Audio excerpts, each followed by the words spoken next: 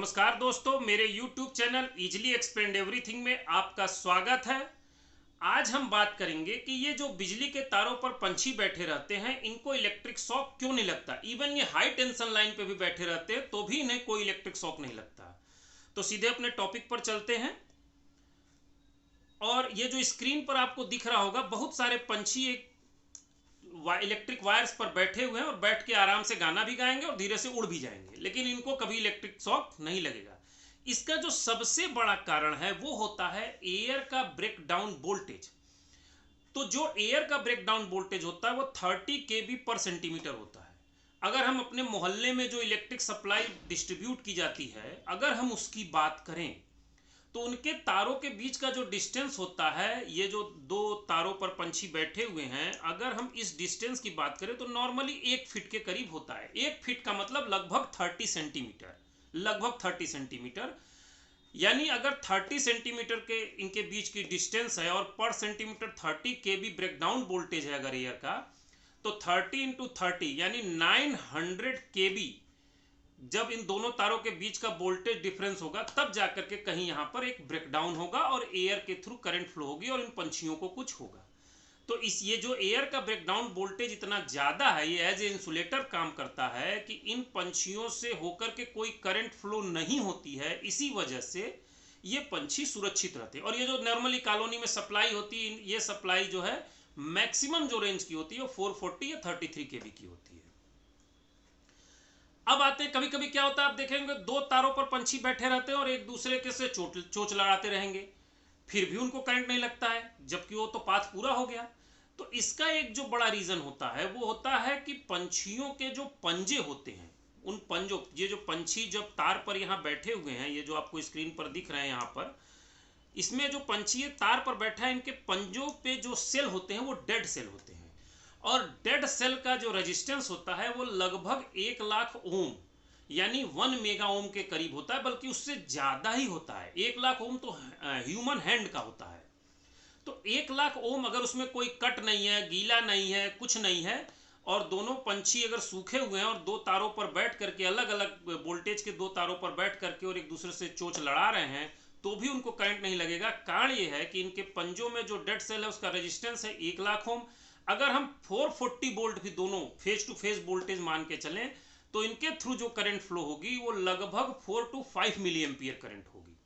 अब 4 to 5 milli ampere current से किसी पंछी को कुछ होने वाले, ये भी हम आगे बात करेंगे कि कितने एम्पियर करंट जो है घातक होती है। तो चलते हैं अपने टॉपिक पे, और हम भी कैसे बचे इस वीडियो में हम ये भी जानेंगे। तो आपको दिख रहा होगा स्क्रीन पर, ये आपको दिख रहा है स्क्रीन पर 4 वायर दिख रहे हैं। 4 वायर सिस्टम मैंने दिखाया। नॉर्मली यही सिस्टम से डिस्ट्रीब्यूशन होता है घरों में। ये जो ऊपर वाली लाइन है वो आर फेज है, उसके नीचे वाली वाई। अगर आप उसका सिंबॉलिक कैरेक्टरिस्टिक देख लें इलेक्ट्रिकल सर्किट, तो मान के चलिए कि ये आर फेज हो गया आपका, ये वाई फेज हो गया और ये बी फेज हो गया। और ये जो वायर, थर्ड वायर जो नीचे वाला है, ये इसमें न्यूट्रल है। जब भी आपके घरों में सप्लाई दी जाती है तो वो कैसे दी जाती है, अब इसमें से कोई भी एक फेज और एक न्यूट्रल आपके घर में जाएगा। कैसे जाएगा वो इसमें डायग्राम में देखेंगे। ये देखिए, आपके घर का एक कनेक्शन एक मान लीजिए आर फेज से कर दिया गया, तो जो अगला घर होगा उसको दिया जाएगा वाई फेज से, और उसके बाद जो तीसरा घर होगा उसको दिया जाएगा बी फेज से। तो इस तरह से ये वाई से हो गया और ये बी फेज से हो गया। लेकिन आप एक चीज देख रहे होंगे, तीनों में न्यूट्रल तार कॉमन है। आप ध्यान दीजिए कि तीनों में जो न्यूट्रल का कनेक्शन है वो तीनों ही फेज घरों के लिए न्यूट्रल का कनेक्शन कॉमन है। अब न्यूट्रल का कनेक्शन कॉमन है और आप ये देख रहे होंगे तीनों तारों की थिकनेस जितनी है, न्यूट्रल की भी थिकनेस उतनी ही है। तो हर घर में जो करंट फ्लो होगी वो न्यूट्रल तो सबके लिए कॉमन है, तो न्यूट्रल में ज्यादा करंट फ्लो होगी, फिर तो न्यूट्रल का तार मोटा होना चाहिए। तो वो मोटा नहीं होता है, क्योंकि ये जो डिस्ट्रीब्यूशन किया जाता है, एक घर में आर फेज से, एक घर में वाई से, एक घर में ब्लू से, फिर एक घर में आर से, फिर एक घर में वाई से, एक घर में ब्लू से, इसको मेंटेन किया जाता है। वो इसलिए किया जाता है कि अगर तीनों फेज में बैलेंस करंट फ्लो हो, अगर तीनों फेज में बैलेंस करंट फ्लो हो यानी बैलेंस लोड हो, लगभग मान लें कि हर घर का लोड 2 किलोवाट या 3 किलोवाट है, तो जो न्यूट्रल करंट होगी वो जीरो होगी। अगर तीनों घरों का इक्वल लोड है 3 किलोवाट 3 किलोवाट 3 किलोवाट और तीनों एक समय में 3 किलोवाट विड्रॉ करें तो जो न्यूट्रल करंट होती है वो जीरो होती है। इसीलिए न्यूट्रल वायर का साइज हमेशा इक्वल होता है जो फेज वायर होते हैं उनके। जो अगर लोड अनबैलेंस होगा तो थोड़ी बहुत न्यूट्रल में करंट फ्लो होगी और वो न्यूट्रल की जो वायर की थिकनेस है वो सफिशियंट है उसको कंट्रोल करने के लिए। आगे चलते हैं। फेज टू फेज जो वोल्टेज होता है वो कितना होता है 440 वोल्ट और फेज टू न्यूट्रल वोल्ट होता है लगभग 220 से 240। ये डिपेंड करता है कितना लोड है। नॉर्मली आप कैलकुलेशन करेंगे तो वो 260 वोल्ट के करीब आएगा, उस पर पावर फैक्टर लगाएंगे तो 240 वोल्ट के करीब आएगा। बट अगर लोड बढ़ते जाते हैं तो थोड़ा बहुत वोल्टेज ड्रॉप होता जाता है, तो इसलिए 220 से 240 वोल्ट के बीच आपको घरों में कनेक्शन मिलता है। और आपके घरों में जो कनेक्शन होगा वो हमेशा एक कोई भी फेज होगा और एक न्यूट्रल होगा। तो ये आपके घरों में आ गया फेज और न्यूट्रल। घर के इक्विपमेंट कैसे जुड़े होते हैं? घर के इक्विपमेंट हमेशा घर के सारे इक्विपमेंट पैरेलली कनेक्ट होते हैं। घर के सारे इक्विपमेंट एक दूसरे के पैरेलल कनेक्शन होता है घर में। कोई भी चीज घर में सीरीज में कनेक्ट नहीं होती है। तो इन दोनों वायर से एक टैपिंग लिए, मान लीजिए फ्रिज जोड़ दिया आपने, एक वॉशिंग मशीन जोड़ दिया, एक एसी कनेक्ट कर दिया, एक माइक्रोवेव, लाइट, पंखे, बत्ती, बहुत सारे इक्विपमेंट, लेकिन सारे पैरेलल में कनेक्ट होंगे, आपने कनेक्ट कर दिया। अब क्या हुआ, मान लीजिए जब भी आपने फ्रिज ऑन कर दिया तो फ्रिज में क्या होगा, इधर से करंट आई, इसके अंदर एक सर्किट है। सर्किट मान लीजिए मैं एक इंडक्टर टाइप का बना दे रहा हूं। सर्किट हुई और वो न्यूट्रल के थ्रू वापस चली गई। करंट न्यूट्रल के थ्रू वापस न्यूट्रल में चली गई और वो जाकर के पोल में कनेक्ट हो गई। लेकिन अगर दुर्भाग्यवश किसी वजह से फेज की जो इंसुलेशन कवर थी जो फ्रिज में घुस रही थी वो डैमेज हो गई और फेज जो है इसकी बॉडी में करंट आ गया और इसकी बॉडी कहीं पर है नहीं, आइसोलेटेड है, वो जमीन पे रखी है। तो ये जो फेज का 220 वोल्ट का पोटेंशियल डिफरेंस है, वोल्टेज है, वो इस फ्रिज की बॉडी में मेंटेन हो गया। और जैसे ही कोई बच्चा या घर का कोई सदस्य इसको छुएगा तो उसको इलेक्ट्रिक शॉक लगेगा। अब इलेक्ट्रिक शॉक लगेगा तो इस इलेक्ट्रिक शॉक से हमें कैसे बच सकते हैं? इस इलेक्ट्रिक शॉक से बचने, अच्छा ये इलेक्ट्रिक शॉक लगेगा तो क्यों लगेगा? इलेक्ट्रिक शॉक कभी भी वोल्टेज पे डिपेंड नहीं होता है। आप चाहे 1200 केवी की लाइन छू लीजिए, अगर वो आपके शरीर से, आपके बॉडी से करंट फ्लो नहीं करा सकता तो आपको इलेक्ट्रिक शॉक नहीं लगेगा, आपको कुछ नहीं होगा। लेकिन अगर आप 220 वोल्ट भी छुए हैं और उसने आपके शरीर से करंट फ्लो करा दिया तो आपको इलेक्ट्रिक शॉक लगेगा और वो फैटल होगा। कभी कभी वो फैटल होगा, आदमी निकल सकता है, पैरालाइज हो सकता है, कुछ भी हो सकता है। तो आपकी बॉडी से करंट कितना फ्लो हो जाए कि आपको नुकसान होगा, एक लमसम आइडिया है, एग्जैक्ट तो कोई नहीं बता सकता। 0 से 20 मिली एम्पियर तक की करंट अगर आपकी बॉडी से फ्लो होगी तो आपको हो सकता है थोड़ा सा पता चले, 10 एम्पियर मिली एम्पियर तक तो पता भी नहीं चलेगा। 0 से 10 मिली एम्पियर तक आपको पता भी नहीं चलेगा, हो सकता है आपको कोई प्रॉब्लम भी ना हो। 10 से 20 एम्पियर तक की करंट अगर आपके फ्लो होगी, 10 से 20 मतलब लगभग 15-16 मिली एम्पियर करंट फ्लो होगी, तो आपको फील होगा और वो आपको एक पेन भी होगा, हो सकता है। उसके बाद जो 20 से 50 मिली एम्पियर की करंट है उसमें आपको सीवियर पेन होगा, आपको अच्छा खासा झटका लगेगा। अगर आप ऊंचाई पर कोई काम कर रहे हैं तो उस झटके से आप गिर के आदमी की फैटल डेथ भी हो सकती है। 50 से 100 मिली एम्पियर की करंट 100% फैटल होगी। अगर आप किसी के बॉडी से पास होती है तो वो या तो उसको पैरालिसिस हो जाएगा या वो फैटल होगा। आपके घर में जो मैक्सिमम इक्विपमेंट होते हैं, जो सबसे बड़ा इक्विपमेंट जनरली एसी का लोड होता है आज की डेट में, उसकी करंट रेटिंग 15 से 16 एम्पियर होती है।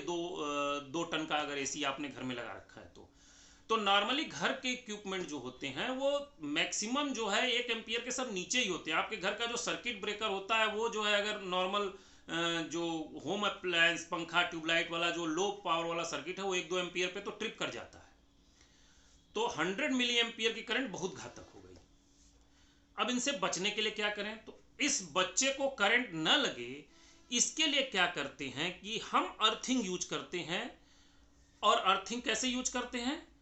अर्थ वायर को इस इक्विपमेंट्स की मेटल बॉडी में कनेक्ट कर देते हैं। अगर आपका फेज वोल्टेज डैमेज हुआ, ये फेज का वायर डैमेज हुआ और बॉडी से कनेक्ट हुआ, तो प्लास्टिक की बॉडी होगी तो कोई फर्क ही नहीं पड़ेगा। लेकिन मेटल की बॉडी अगर होगी तो उसमें मेटल की बॉडी में करंट आ जाएगा।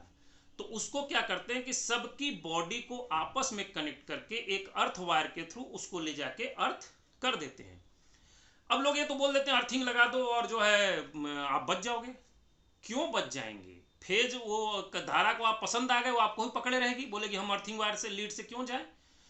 तो क्वेश्चन ये उठता है कि धारा क्यों उस वायर से जाएगी। तो धारा जो है करंट हमेशा इजीएस्ट पाथ को फॉलो करती है, धारा हमेशा सरल परिपथ अपनाती है। अब सरल परिपथ क्या होगा, तो इजीएस्ट पाथ क्या होगा।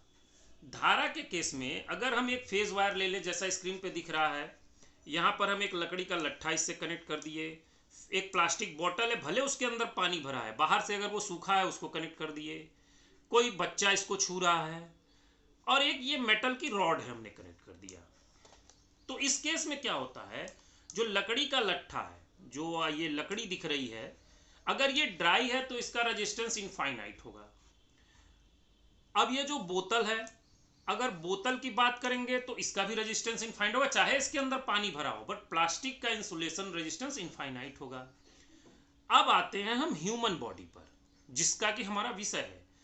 तो ह्यूमन बॉडी के केस में क्या होता है, ह्यूमन बॉडी का रेजिस्टेंस देख लीजिए। ह्यूमन बॉडी का जो हैंड जो आपका ये जिसको कहते हैं कि जिससे ताली बजाते हैं आपका, इसका रेजिस्टेंस ड्राई हैंड का जो होता है, इसका रेजिस्टेंस जो है 1,00,000 ओम के करीब होता है, यानी लगभग 1 मेगा ओम होता है। बट जो आपके बॉडी के आर्गन्स हैं उनका रेजिस्टेंस मात्र 300 ओम के करीब होता है। अब क्या है, ये स्क्रीन पर आपको दिखाई दे रहा होगा कि 1,00,000 मेगा ओम ये रहा, ये आपके हैंड का रेजिस्टेंस हो गया, जो तालू जिसको बोलते हैं उसका रेजिस्टेंस हो गया, और ये 300 ओम जो है ये आपके इंटरनल ऑर्गन का। तो आप जनरली हाथ से ही छुएंगे तो आप बोलिए आपको करंट लगेगा नहीं, लेकिन अगर आपका हैंड ड्राई है, आपके हाथ में कोई कट है, कहीं पर डैमेज है टिश्यू, तो वो बाईपास हो जाएगा और बॉडी इंटरनली फ्लो करेगी। और डिपेंड करता है कि आपके कौन से 2 पोर्शन अर्थ के थ्रू कनेक्ट हो रहे हैं जिससे कि करंट फ्लो होगी। तो इसमें आपने देखा कि ह्यूमन बॉडी का जो रेजिस्टेंस है वो मान के चलिए कि 300। अच्छा, जैसे ही हाई वोल्टेज आता है तो हैंड के टिश्यू इतने कमजोर होते हैं, जैसे ही वोल्टेज आपको करंट लगा तो जो आपके हैंड के टिश्यू हैं वो क्या होंगे, तुरंत डैमेज हो जाएंगे। क्यों होंगे, जहां पर भी कांटेक्ट अच्छा नहीं होगा वहां हीट होगी, और जैसे ही हीट होगी वो डैमेज होगा। जैसे ही डैमेज होगा आपका इंटरनल बॉडी का आर्गन, आपके बॉडी के अंदर की नसें उसके कनेक्शन में आएंगी और आपका रेजिस्टेंस तुरंत 300 ओम हो जाएगा। अगर 1,00,000 ओम रहेगा तब तो आपके थ्रू बहुत मिनिमम करंट फ्लो होगी, लेकिन जैसे ही 300 ओम होगा तो लगभग आपके शरीर के थ्रू 1-2 एम्पियर की करंट फ्लो हो जाएगी। That will be hazards. तो ये रहा हमारा रेजिस्टेंस। मतलब आप मान के चलिए कि 300, 200, 300 ओम से ज्यादा का रेजिस्टेंस, तो अगर भीग गए हैं तो 100 ओम भी नहीं बचा। अब आते हैं हम इस बार पर। ये जो बार का रेजिस्टेंस होता है ये लगभग 0 ओम होता है। तो करंट जो है के लिए जो इजीएस्ट पाथ होता है वो होता है जिसका रेजिस्टेंस सबसे कम हो। और इन चारों ही केस में अगर अर्थिंग वायर, जैसे कि ये रॉड है, इस रॉड को आप अर्थिंग वायर मान लीजिए जिसका रेजिस्टेंस 0 ओम हो, अगर वो कनेक्ट होगा तो करंट किसी बॉडी के थ्रू ना जा करके उस बार के थ्रू चली जाएगी और ह्यूमन बीइंग सेफ हो जाएगा, आदमी सेफ रहेगा। तो यानी धारा के लिए सबसे सरल परिपथ वो हो गया जिसका रेजिस्टेंस मिनिमम होगा, जिसका रेजिस्टेंस मिनिमम होगा करंट उसी के थ्रू फ्लो होगी। अब आते हैं कि ये अर्थ वायर होता क्या है, कहां से आता है। जनरली आप देखे होंगे, आप इलेक्ट्रिकल कनेक्शन किसी भी विभाग से लेंगे, सरकारी विभाग से या जहां से इलेक्ट्रिकल जो भी कंपनी है, वो नॉर्मली 2 तार वहां से लाएंगे, एक फेज लाएगा एक न्यूट्रल लाएगा, वो आपके घर में मीटर में कनेक्ट करेगा और मीटर से आउटपुट जो है आपको दे देगा। अर्थ नहीं देगा, या कभी कभी बहुत अच्छे विभाग हुआ तो वो आपको ला करके एक अर्थ वायर आपके घर के बाहर छोड़ देगा और जिसे आपको यूज करना हुआ। नॉर्मली जो बड़ी बिल्डिंग होती हैं या लोग अपना भी अर्थिंग सिस्टम बनाते हैं, तो ये जो ग्रीन वाला अर्थ वायर है ये कहाँ लेकर के आप अपार्टमेंट में जाएंगे तो आपके यहाँ अगर बड़े फ्लैट है, सोसाइटी में जाएंगे तो आपका अपना अलग सेपरेट अर्थिंग सिस्टम होता है। तो ये अर्थ वायर क्या होता है, आप ये ग्राउंड, ये जो है ग्राउंड लेवल, मतलब इसके नीचे अब जमीन है, जमीन में क्या करते हैं, एक आयरन रॉड, जिसको कि एमएस माइल्ड स्टील कह लीजिए, या आयरन की रॉड लेकर के वर्टिकली जमीन में इन कर देते हैं। इसके नीचे चारकोल कोयला नमक डाल करके थोड़ा जमीन की कंडक्टिविटी को बढ़ा देते हैं। ये जो रॉड है, इसकी डेप्थ इस चीज पे डिपेंड करती है कि एरिया कैसे है। अगर मान लीजिए कोई ऐसी एरिया है जहां पर केवल राख ही राख है जमीन के नीचे, तो आपको बहुत नीचे तक रॉड डालना पड़ेगा। अगर आपका जो है नॉर्मली बढ़िया कंडक्टिव एरिया है, बढ़िया मॉइस्चर मेंटेन रहता है, आयरन ओर्स वगैरह नीचे हैं, तो आपको थोड़ा ही डालेंगे, आपको बढ़िया जो है अर्थिंग मिल जाएगा। तो एक अर्थ रॉड डाल देते हैं। अगर वो अच्छा नहीं होता है तो अर्थ मैट टाइप का बनाते हैं, उससे पैरेलली जमीन के अंदर खोद के रॉड डाल दिए, 2 पैरेलल डाल दिए, 4 डाल दिए, इसमें ऐसे ऐसे रॉड लगा करके मैट बना देते हैं और इन मैट को आपस में कनेक्ट कर देते हैं और इससे ये वर्टिकल रॉड को आपस में वेल्डिंग करके और बाहर निकालते हैं, जिससे कि हमें डिजायर्ड अर्थ रेजिस्टेंस मिल जाता है। डिजायर्ड अर्थ रेजिस्टेंस का मतलब ये है कि जो भी हमको अर्थ रेजिस्टेंस चाहिए जिससे कि ह्यूमन बीइंग सेफ हो जाए, वो अर्थ रजिस्टर को मेंटेन करते हैं। अब अर्थ रजिस्टर, ये जो हमारा घर से ग्रीन वाला अर्थिंग वायर निकला था, ये जो ग्रीन का अर्थ वायर निकलता है, वो फ्लैट के थ्रू या केबल के थ्रू या वायर के थ्रू आकर के यहां पर कनेक्ट हो जाता है। अब अर्थ रेजिस्टेंस कितना होना चाहिए, कितना अच्छा होना, कितना होगा तो बढ़िया होगा, तो इसको मेजर किया जाता है। इसको मेजर करने का तरीका है, जो मान लीजिए कि आपका अर्थ फ्लैट आकर के इसमें जुड़ेगा, तो अगर आपका अर्थ फ्लैट इसमें जुड़ेगा तो इससे एक फिक्स डिस्टेंस पे आपको कितना बड़ा एरिया है क्या है वो जान करके डिसाइड किया जाता है। कुछ डिस्टेंस पे एक अर्थ रॉड और लगाएंगे और एक उससे बीच में उसके एक और अर्थ रॉड लगाएंगे, इसको वोल्टेज अर्थ रॉड कहते हैं। और हम जो है इसमें एक करंट फ्लो कराएंगे, जो दूर वाला अर्थ रॉड है उसमें करंट फ्लो कराएंगे, और जो पास वाला अर्थ रॉड है उससे और जो हमारा अर्थिंग रॉड है उसके बीच का वोल्टेज मेजर करेंगे और सिंपल ओम्स लॉ लगा के R = V/I जो है से हम मेजर करेंगे कि ये हमारा अर्थ रेजिस्टेंस कितना आया। कितना आना चाहिए वो आप देख लीजिए। अगर जो बेस्ट अर्थिंग रेजिस्टेंस, जो कहते हैं कि एकदम बेस्ट है, इससे अच्छा अर्थिंग रेजिस्टेंस नहीं होना चाहिए, तो जो अर्थ का रेजिस्टेंस, इस रॉड का जो रेजिस्टेंस हम मेजर करें ग्राउंड के रिस्पेक्ट में, वो आना चाहिए 0.1 से 2 ओम के बीच। अगर ये है तो बेस्ट है, 2.1 से 5 है तो गुड है, और 5 ओम से अगर ऊपर है तो आप उसे रिजेक्ट कर दीजिए और फिर से अर्थिंग कराइए। अब क्या है कि जो घरों में बिजली चोरी की बातें आती है, बिजली चोरी कैसे होती है, बिजली चोरी कैसे होती है, और घरों में कनेक्शन का थोड़ा डिटेल समझ लीजिए। तो जो हमने पहले डायग्राम में दिखाया था आपको कि ये जो है हमारा फेज टू न्यूट्रल जो वोल्टेज है, फेज टू न्यूट्रल वोल्ट हमारा जो है 220 वोल्ट होता है और 440 वोल्ट जो है फेज टू फेज होता है। घर के सारे इलेक्ट्रिकल अप्लायंस 220 वोल्ट एसी पर ही काम करते हैं। तो यानी हमको घर में कनेक्शन के लिए कोई भी इसमें से या इसमें से कोई भी एक फेज चाहिए। जो बिजली विभाग क्या करता है कि एक फेज लेता है और एक न्यूट्रल लेता है, इन दोनों को एक मीटर में देता है और मीटर के आउटपुट के हमारे घर में दे देता है।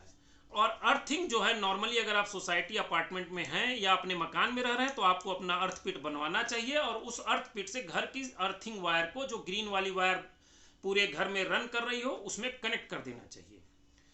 नॉर्मली बिजली चोरी भी होती है। जो बिजली चोर होते हैं वो क्या करते हैं कि इस मीटर को बाईपास कर देते हैं। कैसे कर सकते हैं बाईपास कनेक्ट? सिंपल एक तार यहाँ से कनेक्ट कीजिए और एक तार न्यूट्रल पे कटिया मारिए और सीधे जो है ला करके अपने घर में इक्विपमेंट अप्लायंस में जोड़ दीजिए, तो ये जो है बिजली चोरी हो गई, मीटर बाईपास हो गया। नॉर्मली कुछ कम जानकार होते हैं तो फेज टू फेज लगा देते हैं और यहाँ से तार कनेक्ट करके यहाँ ले आते हैं, तो इसमें क्या हो जाता है कि फेज टू फेज 440 वोल्ट होता है, सारे इक्विपमेंट जल जाते हैं। तो पहले तो बिजली चोरी ही गलत बात है, और इस तरह से बेवकूफ़ी करेंगे तो जान और माल दोनों का नुकसान होगा। आपने देखा होगा घरों में जो इलेक्ट्रिक अप्लायंस होते हैं उनमें स्विच होते हैं, प्लग जो होते हैं, उस प्लग में 3 पिन होते हैं। 3 पिन की संरचना देख लीजिए कैसी होती है।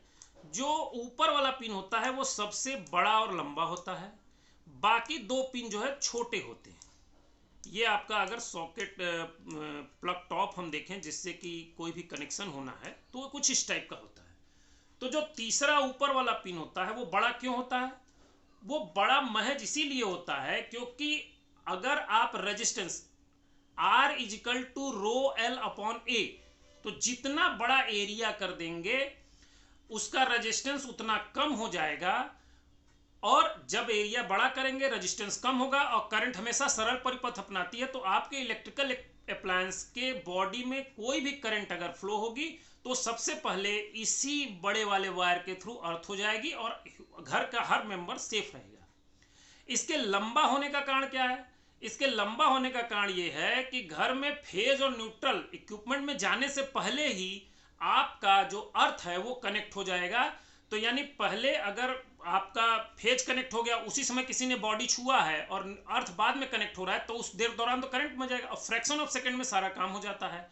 तो इसीलिए जो अर्थ का लीड होता है या प्लग टॉप में जो अर्थ वाला कनेक्टर होता है वो सबसे लंबा होता है, क्योंकि वो सबसे पहले जाकर के अर्थिंग में कनेक्ट हो जाए, जिससे कि पूरा का पूरा जो है बॉडी का करंट जो है ग्राउंड हो जाए और उसके बाद फेज न्यूट्रल उसमें कनेक्ट होते हैं।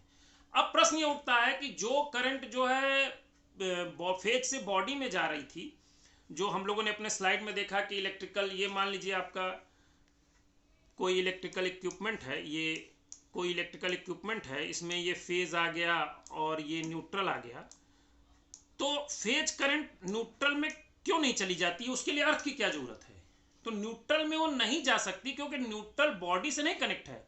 न्यूट्रल इक्विपमेंट के अंदर आइसोलेटेड फॉर्म में इक्विपमेंट के जो कंपोनेंट्स हैं उनको चलाने के लिए कनेक्ट है। अगर फेज न्यूट्रल आपस में शॉर्ट हो गया तब तो खेल ही खत्म हो गया। तब तो फेज न्यूट्रल शॉर्ट हो गया, शॉर्ट होने पर तुरंत जो है आग लग जाएगी, शॉर्ट हो जाएगा और वो वायर जल के खत्म हो जाएगा।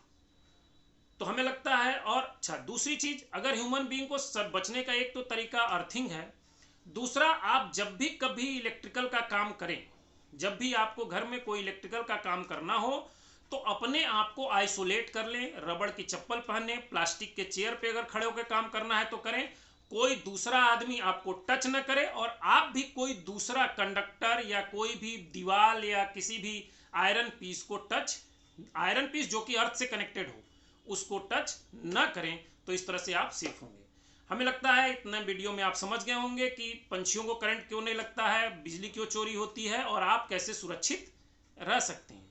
अगर मेरा वीडियो पसंद आया हो तो सब्सक्राइब, लाइक, कमेंट जरूर कीजिएगा। धन्यवाद। जय हिंद, जय भारत।